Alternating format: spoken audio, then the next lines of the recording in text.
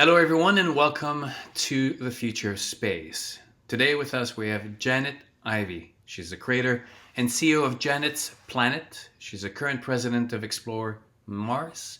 She's an award winning space science educator, a second round citizen astronaut candidate for Space for Humanity, a NASA JPL Solar System ambassador, and she's a self appointed guardian and shepherdess of the next generation of space explorers.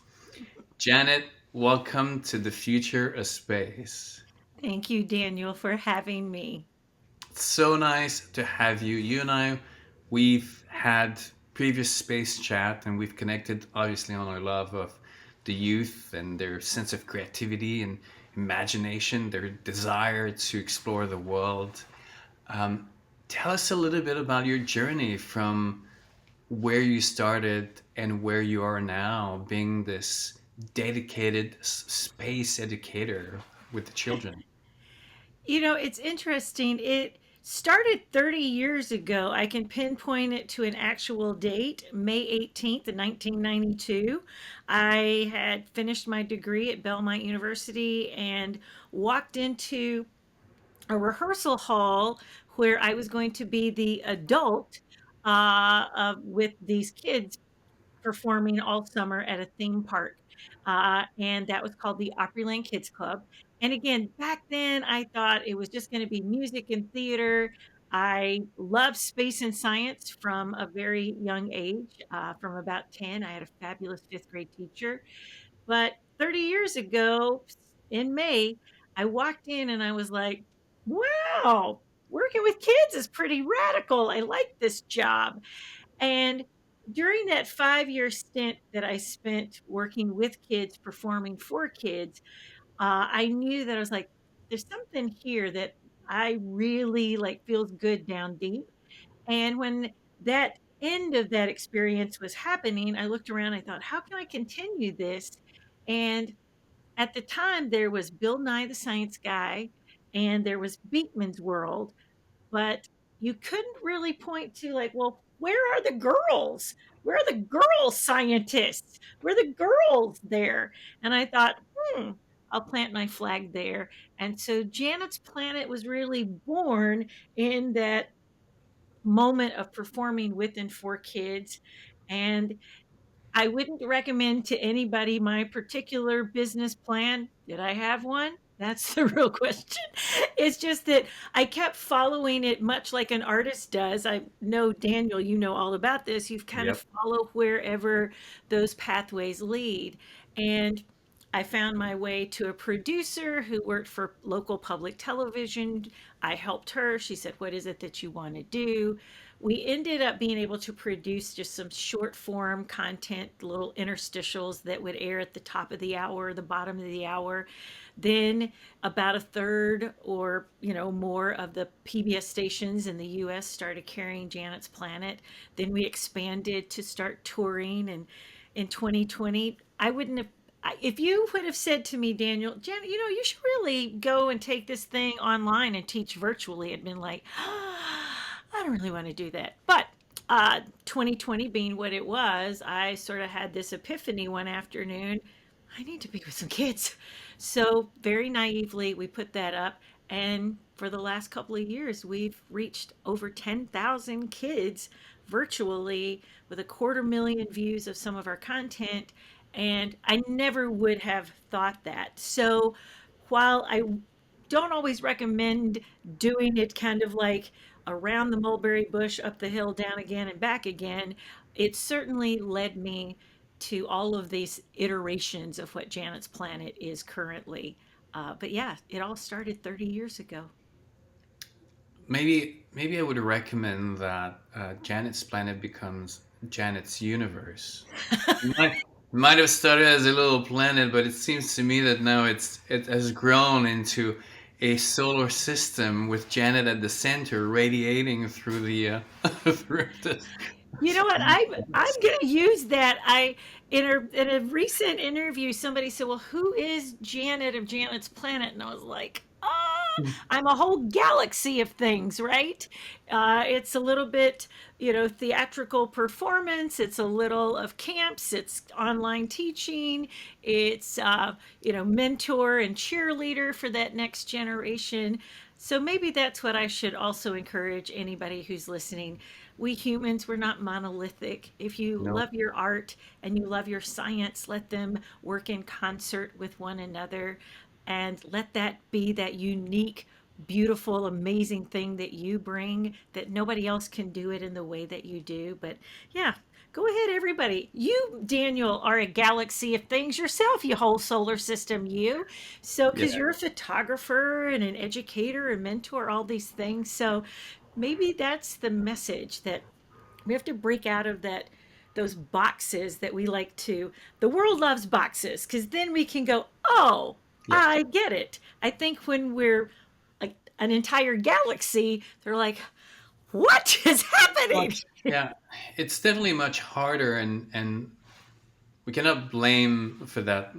We can blame anyone for that desire to box, because that's how we're able to kind of move through the world and not having to reassess everything. Right. Knowing the job that you do, where you come from, is able to give me a sense of story and put you in a place of safety or not safe. But for artists, often we tend to kind of like go outside that box, and for the world around us, it's more challenging to then kind of like, oh, this is what you do. No, no, no, this is not just what I do. I do this and I do that. But it's a double-edged sword for artists. It's a pleasure, but it's at the same time it's a burden, because it's our responsibility as artists to be outside of that box. But at the same time, it's a burden that we carry. Janet, I want to start with asking you three words that describe space for you. I thought about this a lot. And for me, it is peace, birth, and expansion. Expansion for sure, birth and peace. Absolutely. There's a lot of conflicting ideas right now about humans going to space. Some people think it's at the expense of our own presence of the planet and our own behavior with the planet, and some others think that no, it's actually for the benefit. From your perspective, what are the best reasons for humans to go into planet, and what will it do to the planet?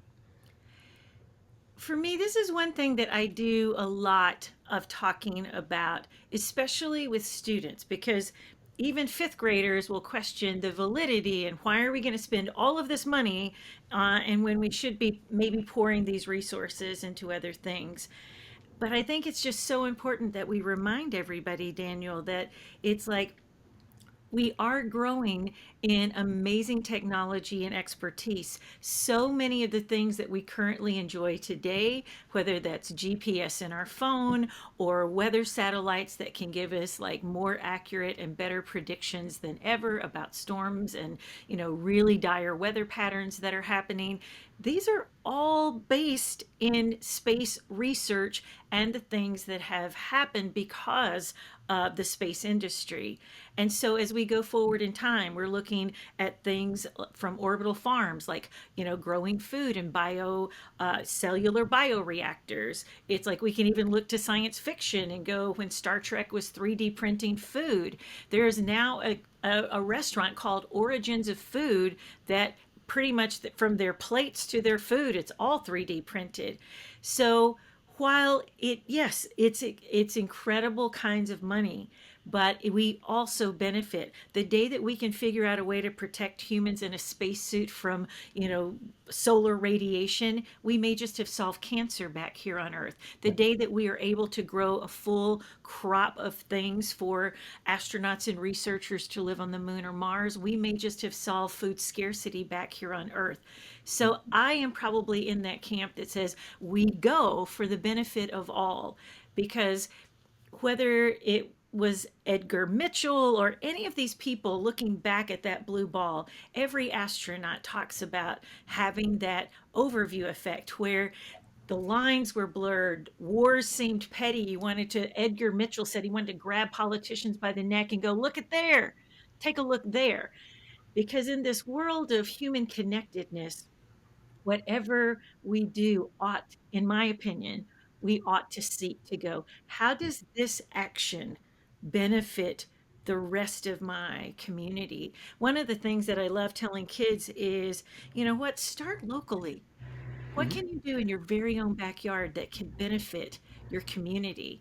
And Yeah. then as that is, can, you know, benefit larger? But I just think that we have too many technologies that we currently take for granted and rely heavily upon that were born or birthed in space and because of this great endeavor. So that's my hope that we could keep some idea that we're going to space for peaceful purposes for the benefit of all.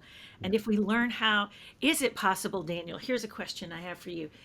Do you think, and maybe I'm naive in believing this, I keep thinking, if the world were to see us go as people from all nations and Mhm. then really begin to thrive, having this first time experience as a whole, could they go, you know what, if they can all get along, what's the problem here? I mean, what do you think? Is it possible that we can go together and watch that and be transformed? I think that somehow we've been kind of doing a decent job, and that's the reason why we've lived in the most kind of safe era in the human story. I mean, the problem, the issue that we have and this we struggle with is, and I've written about that, is conflict is actually built within nature. Mhm.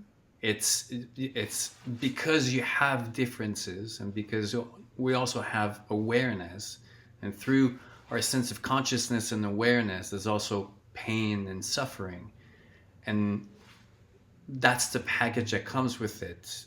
Either we become all robots and we can all live in one line without any sense of going outside of that line, or we live with this understanding that life was never meant to be perfect nor fair, because then we would be extremely arrogant and awful people to be with. The suffering and then the injustice and the unfairness actually create the sense also of empathy and understanding that it is together through that suffering that we really come together.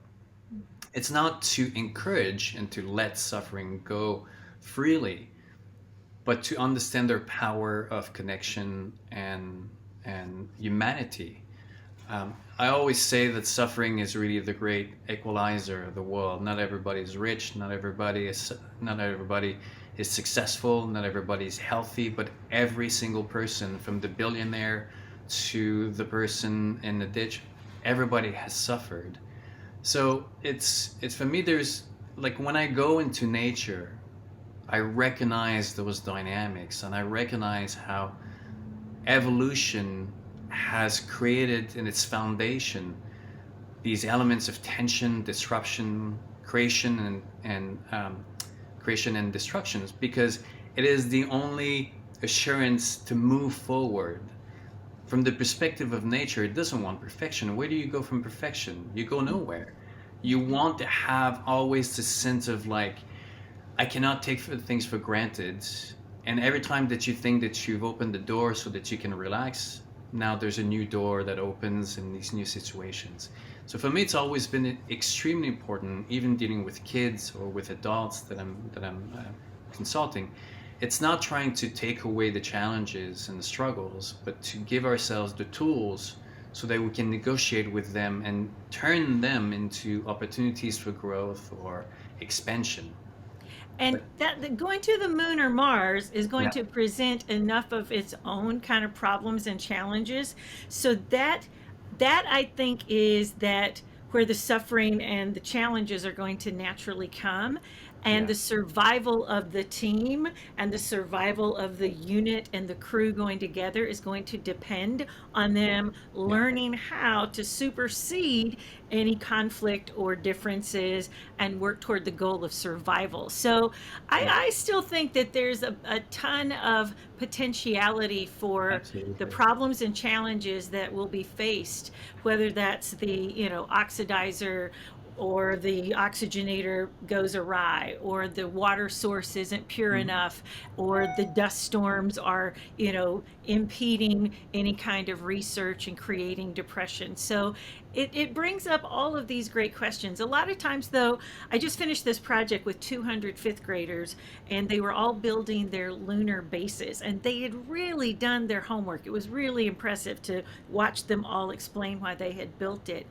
And it was very interesting. Most all of them had put something in their habitat that reminded them of home. And I was No like, way. oh, do you think, and it's funny how those ideas, like you go, did somebody say that? And then that traveled throughout the fifth grade thing. But when I would ask them, they're like, well, it's like, and they also had put schools in there. I said, so you're going to put a school there? They're like, well, we'll want to know where we came from, and we'll need to keep a record of like what's going on. So whomever follows us will know how it was those first days. So again, that's why my hope is in these younger kids, because they have such a fresh perspective and view of how the world can work. Absolutely. And earlier you were talking about like going to space will expand our consciousness. I mean, and obviously spending money. But the same parallel can be made when we're a teenager or we get into our 20s. Financially, it would make more sense to just stay home and live under one roof and just keep all this money and not do these the expense of going in and make a new life. But the reality is that we all have to step out of that house at some point and go expand our horizon, create those experiences that will elevate who we are and the story of the human, the human stories. And that is exactly what's going to happen as we go into space. It's not really a question of money. It's a question of we're at that point now where we can elevate the human story to something that is more than just a planet. I always think of the words of Brian Greene. He wrote, I forget which book, maybe it was The Fabric of the Cosmos, where it's like he really was encouraging us all to sort of embrace space and science as the grandest adventure of all, right? You're talking about when, again, it would be wise, just hang out, stay with your parents, save the money. But built into us all is this desire to make our mark, to go Yeah. out and see what can be discovered. What can we actually do? And so I think I think that switch in our heads to be like the pursuit of this really is that grand adventure. I mean, there's a great contest going on right now with hashtag unfold the universe related to Hmm. the James Webb Space Telescope, where you as a student can take a picture or draw a picture or create a diorama or anything that you want to do. uh, Upload it, have your grown-ups upload it to social, and hashtag it with unfold the universe, because we're just a couple 3 months away from the James Webb revealing what Yeah. they're seeing for that first time. And I think it's been remarkable. If you've had a chance, just kind of like Google hashtag unfold the universe, and it's beautiful art that these students are creating. But I even think that this is going to be a transformative moment when the James Webb reveals these first ever images from the very first galaxies that would be forming. Are we going to have theories that we have accepted as truth for decades be upended by something that is now discovered by the James Webb? Yeah. I heard this lovely cosmologist out of the UK express one time to a grand audience of people. She goes, I've always wondered, perhaps, and I have to do it in her voice, otherwise I forget the quote, but she's like, I've always wondered, perhaps, maybe it wasn't such a big bang as it was a big breath. And the whole room just grew quiet, and we're like, ah, you know. So I don't know. I don't know what this is going to show us or reveal, or what we may learn and some new discovery. Um, I just think it's so important that we remind ourselves that so much of what we have to be true was born somewhat out of absurd thoughts. We can look back in science fiction. Um, Even Einstein said, if your idea is not absurd enough, then Hmm. there is no hope for it. Yep. And so Nikola Tesla in 1909 told the New York Times that one day we would be carrying around our very own apparatus that could transmit messages wirelessly. I Yeah. mean, he's forecasting cell phones and internet before even the home phone was ubiquitous. You have in 2001 Space Odyssey, and they're talking about their news pads, and neither Arthur C. Clarke or Stanley Kubrick lived to see the iPad released in 2010. So I think there's some blend of leaving space as you leaving space as it were for the audaciousness of ideas that could propel us forward, and then opening ourselves up to that whatever we could think, create, or imagine today might be great science tomorrow, 10 years from now, 400 years from Yeah. now. But that's the challenge. That's the grand adventure. That's the invitation, right? Yeah. What can you create that could benefit all of humanity? And there's something to be said about Tesla and his time. In the 1900s, Edison was at the same time, Tesla during that time, the Wright brothers trying to fly.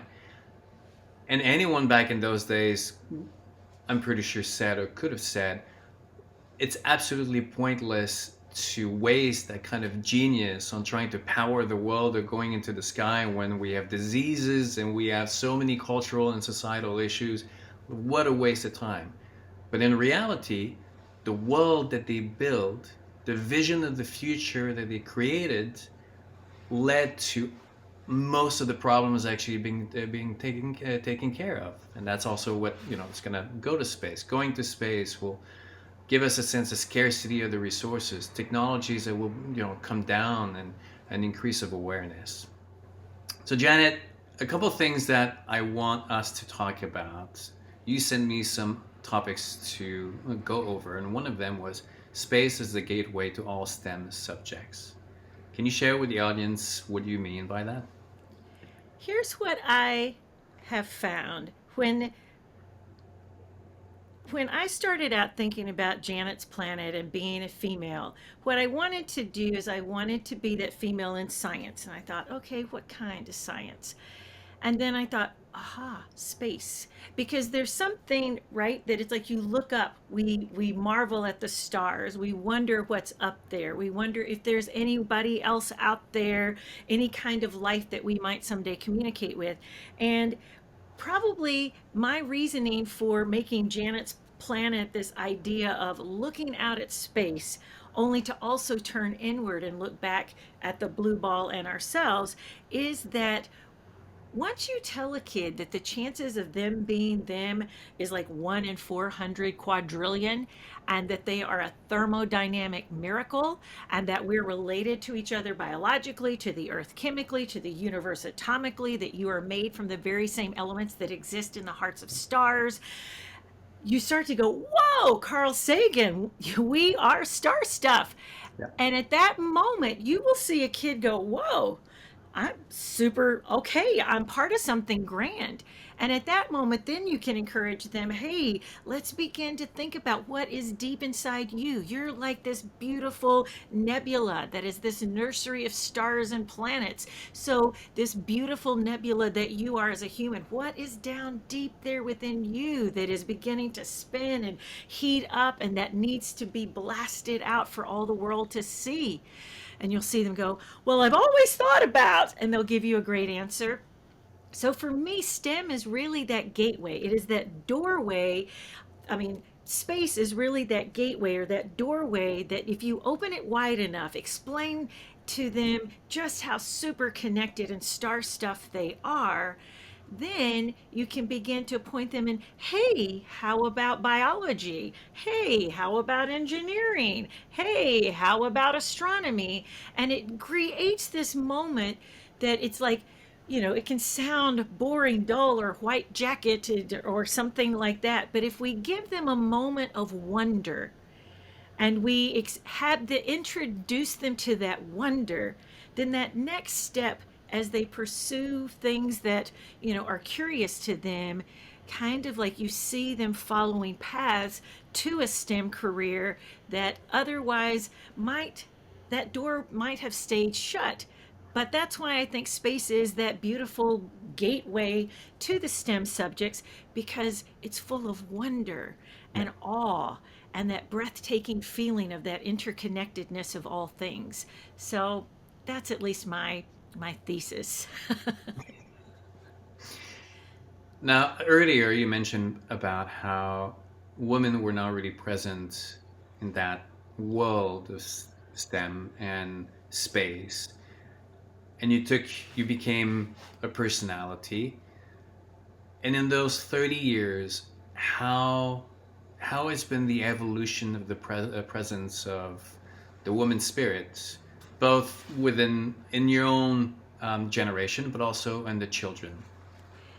You know, it's interesting you asked this because back in 2020, we released the first book in my Unsung Genius series. It's like we now have two. One's on Daring to Dig, Mary Anning Fossil Hunter, and we just released one on Wally Funk, Aviator Extraordinaire.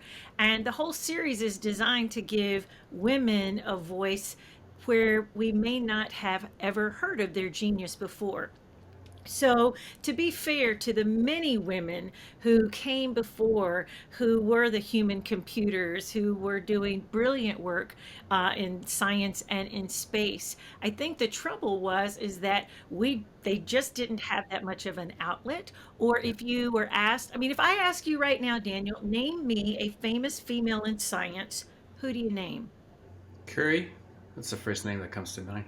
It's the first name that comes to everybody's mind, right? But we don't name other people. Yeah. It's like, do you know Grace Hopper? Do you know Nancy Grace Roman? Do you know? Yeah, and so therein, for me, lies the issue. It's not that women haven't been doing great Yeah. science. It's just that we haven't known their stories. Yeah. But I think in the last 30 years, what is definitely changed is that, here I am, a female and a president of a nonprofit organization that is advocating for the human presence on Mars. I mean, 30 years ago, that would most likely belong to a male, Yeah. perchance. But I also see you've seen it with NASA, and the first ever mission operations manager was Alice Bowman for New Yeah. Horizons. New Horizons had the most female principal investigators of any Yeah. NASA mission prior. I think, again, as you've talked about, pain and suffering and evolution only ever happens after people are like, enough, it is our time. And also, that's what happened. Another thing that I've seen in the last couple of years is that as we push for inclusivity and diversity and the demand for equity and equality, we're seeing so many beautiful, diverse people of color. You're like, whoa, I didn't even know your name. There's the beautiful Vanessa Wyke that's down, and Yep. she is leading the charge at Johnson Space Center. I met her a few years back at Explore Mars, and I had to do a Zoom call with a ton of students. And she says, "Where are you headed?" I said, "I'll join you in a moment. I've got to go talk to some students." She goes, "I'll come with you." And so it's like I know her personally to love education. And Yeah. again, what this does is when people can see people who look like them, representation matters so very much. So whether it's a female or a person of color, it just all of a sudden it goes, this is possible for me now that I'm seeing this. So I've seen again, back to the door analogy, I've seen that really being flung wider and wider open. There's still work to do, and there's still so many stories to tell about the women who have gone largely unsung. But Yeah. I think it's time to kind of tout those fantastic people and go, hey, did you know? And enlighten everybody about that. But it's definitely changing and all for the better. And a lot of times I have more girls in my classes than I do have young men. So girls are finally turning on to the fact that, whoa, not just for the fellas. So hopefully that will stay around. Well, diversity is, built also within nature. Systems that thrive actually are diverse because that's one of the ways that a system is able to negotiate with change and unforeseen challenges. If it's a monoculture, it might be great to produce one single thing, but it becomes extremely vulnerable to everything around it. So diversity is always a strategy to kind of make sure that it is robust and resilient. So for our own culture, having this resiliency this through diversity is, a natural way to move forward. Absolutely. And it's happening, probably much more slowly than any of us would like, but I'm I'm delighted to see that it is happening and cheer for everyone who's pushing that forward. Yeah. Change takes time. We have, living in the world of today, we're like impatient and instant gratification. We want things to happen really quickly, but in reality, change is challenging and takes time. I think we have to remember that just 50 years ago, this was a total different world. Oh Um, yeah. Oh yeah. And it's like they were like, "Hey, honey, what's for dinner?" Yeah, I don't know, DoorDash. Now we can say that. Yeah, I don't know. What are you fixing? And yeah, so many things have changed, even from when I think about the world that my grandmother grew up in, or my yeah, mom, even.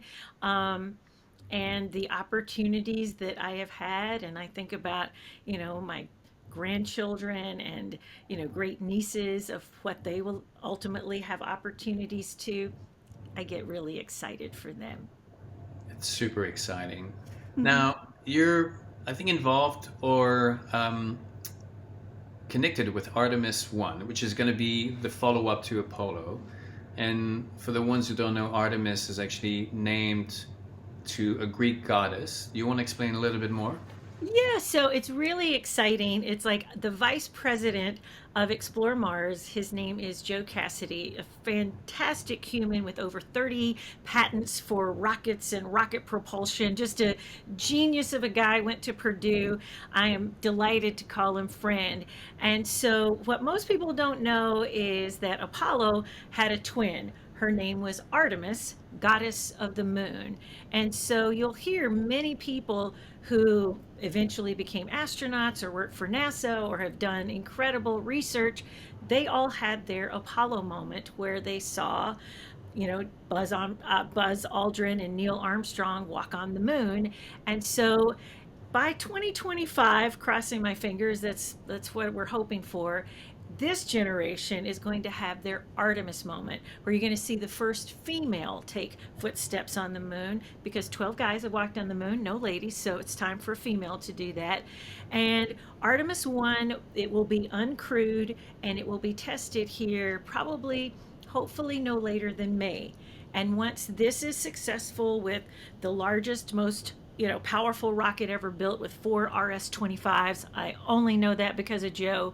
When that blasts off and is successful and it tests well, the next mission will begin to put humans on there. And much like the Apollo missions, there'll be an orbit around the moon to make sure everything is ready to go. And then shortly, the Artemis 1, 2, 3, 4 2, 3, 4, 5, we will have humans returning to the moon. And the goal is in the Artemis mission is to not just go have a visit, pick up a few things, and come back. The goal is to figure out a way, how can we build the gateway that will be kind of like the orbiting space station, where it'll be open source, where multiple nations can dock, go down to the surface, and begin to build a real lunar base and village where we can do research. It's like the moon has a lot of resources. If we can figure out a way to harness helium-3 and somehow bring that back to Earth, we've got clean fusion energy potentially. So lots of things, and then that gets into an entirely different possibility: is space law, who owns it and who benefits from it, right? So with Yeah. every good thing, there's a checks and balance Hmm. for how we will divvy up those resources. But it's a very exciting time. Commercial space has shown us that space is for everybody. I Hmm. think, and when we go back to the moon to stay and do so sustainably, it's going to be with multiple international partners. It's just too expensive to do it in only Yeah. one country. So again, I think there's going to be some beautiful international collaborations that it will also bring about some beautiful actions for humanity. I think that's one of the biggest lessons of James Webb Telescope is whatever discovery that comes through this incredible piece of engineer is a result of a collaboration of so many countries, long-term investment, visions after vision. And this is really, I guess, the essence of these big projects and these big endeavors of pushing the boundaries. They really are an opportunity for people to come together from different nations. Oh, when I watched it early on Christmas morning and it's blasting off from, French Guiana, and you're hearing the countdown in French. And then, do you know what I mean? It's so lovely. And you're watching, again, all of these people celebrate. And you got European Space Agency, Australian Space Agency, Canadian Space Agency, the US. And who would ever think of blasting an Ariane space rocket Yeah. from there? Yeah. And so, again, that kind of partnerships, and I know, the if you anybody out there wants to read about this, it's called the Artemis Accords, based somewhat in the Outer Space Treaty of 1967. The Artemis Accords, and many nations have signed it already. There's still some powerhouses that haven't as of yet, but it's a good document for how we might behave. Say, if JAXA, the Japanese Space Agency, Yeah. needs help, then the agreement in the Artemis Accords is that to the best of our ability, we will come to their aid, and or any other country that would come to the aid of their astronauts or the aid of their particular lunar base or something. So that's a great document, and all you have to do is Google Artemis Accords. But there, these again, and when you think about the possibility of that, then you start thinking about, well, what kinds of innovations are going to be needed for the moon? Well, Nokia already has the contract to put the first ever 5G Wi-Fi on the moon, and I think that contract, or that happened back in 2018 or 2019. And yeah, so again, if we figure out how to have that, then maybe internet will improve here on Earth. I don't know. It's like, do you know what I mean? Those are the things that excite me about Yep. the things that are possible. I was mentioning Scott Bryson with orbital farms and cellular Mhm. bioreactors. There's also another company called Matter Shift that is basically figuring out how to make these nanotubes, like literally atom to atom. Like, we're talking molecular manufacturing, which again, you can look back at Star Trek, and there's a lot of, like, was a crazy science fiction idea inside Star Trek about, like assembling things at the molecular level. And now this company Matter Shift is bringing it to life. So yeah, I think that's where I would like to point everybody's attention to, that yes, the world has problems, and it sounds like we'll always have these points of conflict and opportunities for us to figure out how to be more human and humane to one another. But as we venture out, the audaciousness of invention and innovation is so captivating Mhm. to Yeah. me. And something that, again, if you're needing a reason to go, why did I get up this morning? Let it be that there's still a world, a universe even, of possibilities waiting to be discovered, invented, and explored. and Yeah, hopefully that gets someone out there excited about what's possible. absolutely. I was having a conversation the other day, and I kind of came up with a question, and I turned it into a LinkedIn poll. But I want to ask you. I was looking up in the moon, and I was envisioning the day where we actually see specks of light, these light dots on the moon at night, because there's a human presence on the moon. And I found myself like looking forward for that moment.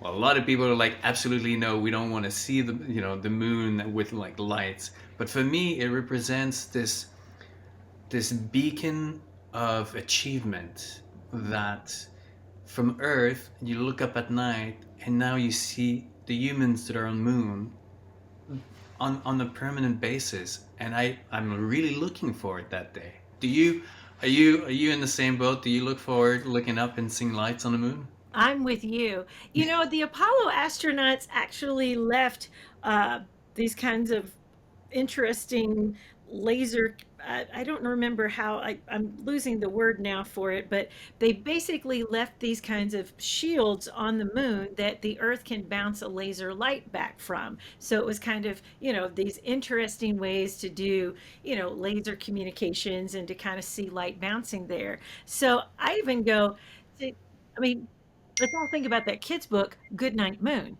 Like to see the lights up there or to see them dim.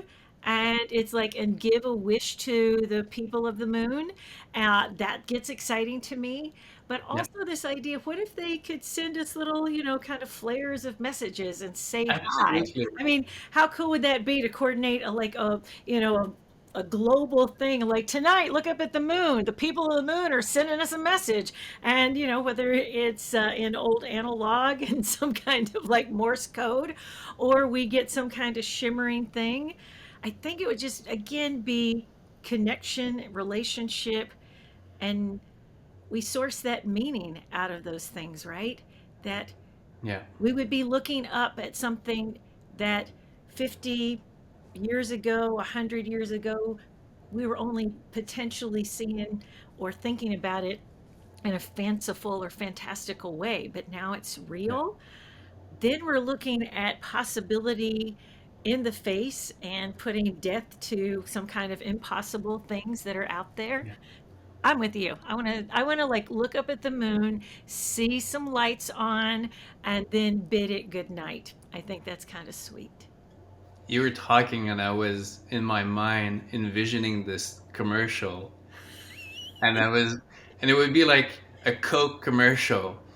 A kid is on the moon, looking out the window, and he sees this light blinking, on Earth, on the moon, and it turns out there's another kid on the planet or on the moon, and both of them start to communicate Yeah, until years later, or some time later, they finally meet, and then they share obviously a Coke. But this reality, maybe it would be like with the new Coke Starlight. Coke is getting into the right. Because and it's apparently they're going, what does it taste like? And it's going to taste like Mhm. raspberries because we know that is it ethyl fomate or formate? I always forget if there's an R in there. I know, sorry, my chemistry folks out there. Ethyl fomate. It's what we know that that exists in the heart of our universe, and ethyl fomate is what makes raspberries taste like raspberries. It's also an ingredient in rum. So either the new Coke tastes like raspberries or a bit of rum. But yeah, that's what the center of the universe tastes like. So, or So yeah, that's the next commercial for Starlight. It would be a little kid on Earth and a little kid on the moon, and they start to communicate via Morse code, and then cut to a scene where both of them are like on the on the International moon. Space The one Station from Earth is on the going to moon. the moon to do, kind of tour it, like go to the moon space park. They meet up there. They're on the lunar roller coaster having a Coke. All right, Daniel, you just got a sponsor, Coca-Cola. We So just wrote the reach, spot for you. reach out to the email. Reach out to the email. Now, Janet, I want to go back to well, we haven't left the kids, but tell me the vision that the kids now have when we talk about the moon and Mars. Like, is it is this still like really science fiction out of this world, like something totally impossible, or it's they already have the awareness that we're talking about a future that we're building currently? I think it's a couple of things. If it's a kid who's been loving space for a long time, they're set, it's real, it's happening, and that's going to be their future. When I go into areas that maybe haven't had an experience or an opportunity to hear somebody speak about the possibilities of space, you'll get some kids going, "What? Nah." But I think it's all about opportunity and exposure. And that's really kind of my mission as Janet's Planet, is to offer this possibility to as many kids as possible, getting them thinking about and really understanding that, yeah, what I'm telling you does sound a bit like science fiction, but it's happening, and it will happen in your lifetime, in your children's lifetime. And so get prepared, because, there have been plenty of reports that say in the next 20 to 30 years, the space industry, space economy is going to be worth $1 trillion. And Yeah. so, really, the world, the moon, Mars is their oyster. So, I find it's like if I walk into a school and space and you've got some of these kids who've loved it for a long time, they will automatically embrace it and go, of course this is happening.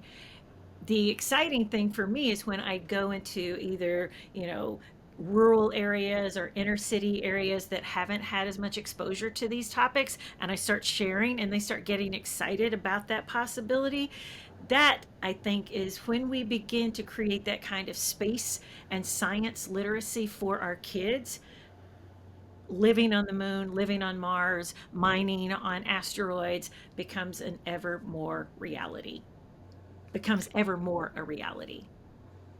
Now, being mindful of your time, I don't want to keep you too long. I know you have a busy schedule with the kids. Do you want to share with the audience what is coming up, both for Janet's Planet and also for Explore Mars, which you're currently the president?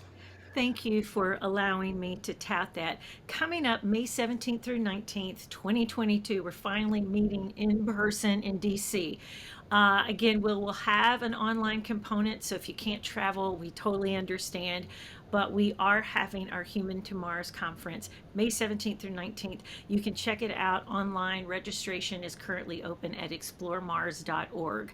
As far as Janet's Planet, I'll be in Fort Lauderdale, Florida in March doing my Tour of the Solar System show at a Broward Performing Arts Center down there. In April, I'll be in Kansas also performing live with and for the kids. In the summertime, I'll be from as far away as San Antonio all the way up to Pennsylvania doing my Janet's Planet astronaut camps. And past that, we just launched our very own the JP Astrocast. We'll soon finish our second episode. The first episode, since we've been talking a lot about the James Webb, is with Dr. John Grunsfeld, who was the astronaut who repaired Hubble, and now he's got a piece of the mission with the James Webb. But you can find the JP Astrocast wherever you listen to podcasts. And how can people follow you through all this traveling and these new events? So on Instagram, it's Janet's Planet Official. On Facebook and Twitter, it's Janet's Planet.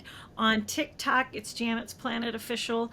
And then YouTube and Vimeo are both Janet's Planet. So plenty of content out there, plenty of ways to connect. And if you happen to be listening today and you're like, I wonder if she would ever come and talk to my students, I would. So you just have to reach out to me through my website and tell me, the grade level you have and what subject. And I do my best to say yes as often as I can and come virtually, mostly virtually, and come and talk to your kids, whether it's about the Artemis mission or Mars or the solar system. It'd be my pleasure to do that. Wonderful. We'll make sure the links are in the comments and posted along with all the publishing. Janet, it's always a humongous pleasure catching up with you.